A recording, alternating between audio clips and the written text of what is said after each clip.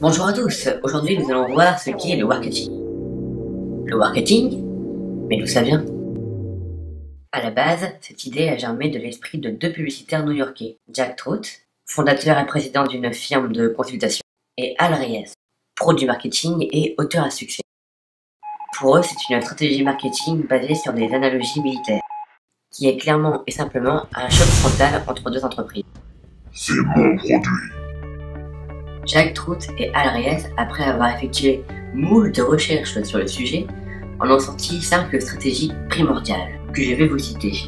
La confrontation directe, la confrontation indirecte, la confrontation d'annexion, la confrontation de dissuasion et la confrontation par subversion.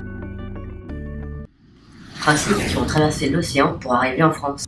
En effet, voilà que 11 ans après sa première publication, cette théorie marketing se décide enfin à traverser l'océan, à braver de terribles tempêtes pour arriver sur notre continent qui est l'Europe. Mais le dernier bout. À quoi bon tout cela si je ne vous explique pas plus en détail ce que sont ces 5 stratégies primordiales? Ah, veuillez m'excuser, je dois décrocher, c'est mon patron. Allô? Oui? Ah mais tout à fait, j'allais justement leur expliquer les différentes stratégies.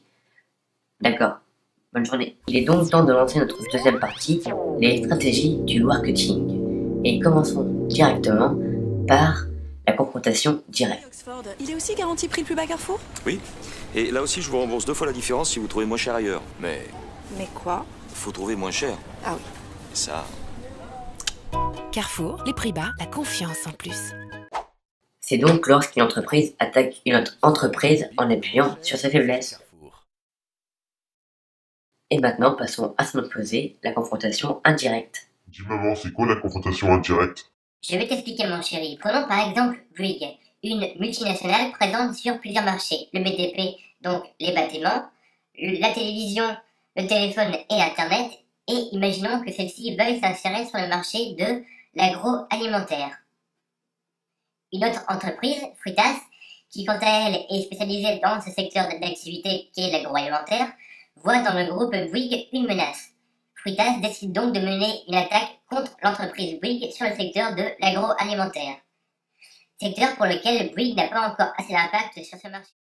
Nous pouvons expliquer l'annexion grâce au groupe Mittal. Mittal a acquis petit à petit des mines d'acier dont personne ne voulait. Il n'a donc offensé personne. Il a au contraire rendu service aux entreprises voulant se débarrasser de ces mines qui ne leur rapportent rien. C'est ce que l'on appelle l'annexion, faire en sorte de racheter des entreprises avec leur accord, en faisant en sorte qu'elles-mêmes demandent. Pour vous expliquer la stratégie de subversion, rien de tel que l'exemple suivant, la vidéo montrant l'OPA de Bernard Arnault sur le groupe Hermès. Normalement, quand on rentre dans le capital d'une entreprise cotée, on doit déclarer qu'on rentre à 5%, à 10%, à 15%. Or là, ils arrivaient à 14,5% sans jamais avoir dit qu'ils arrivaient. Alors comment Bernard Arnault a-t-il fait? Il vient tout simplement d'achever une opération commencée 2 ans plus tôt. Une approche très discrète qui lui a permis de ne pas éveiller les soupçons. Nous sommes en 2008, en pleine crise boursière. Des milliers d'actions sont bradées sur le marché, parmi elles, Hermès. Opportuniste, Bernard Arnault y voit l'occasion de faire une bonne affaire. Mais pour limiter les risques, si la crise persiste, il va agir en 2 temps. LVMH n'achète pas directement les actions Hermès en bourse. Il préfère signer des contrats avec 3 banques. Ce sont elles qui achètent les titres pour lui sur le marché. Au bout de 2 ans, il peut récupérer ou non ses actions contre une commission aux banques. Et si le cours a remonté, il se retrouve à la tête d'une jolie somme. C'était un coup de poker sublime, c'était très bien joué. Car le pari est gagnant. En 2 ans, le cours de l'action s'est littéralement envolé.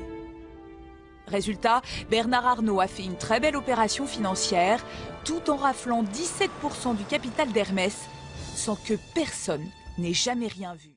Et finissons par la stratégie de dissuasion qui est très bien résumée par exemple McDonald's. Never seen the sky so blue.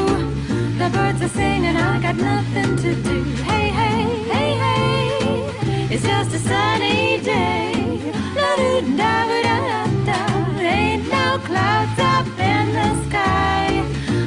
my mop and watch my daydreams go by. Hey, hey, hey, hey, it's just a sunny day. Ain't got time to worry, the sun is gonna shine all day. I'm not gonna hurry, you can tell the company they can keep my pay.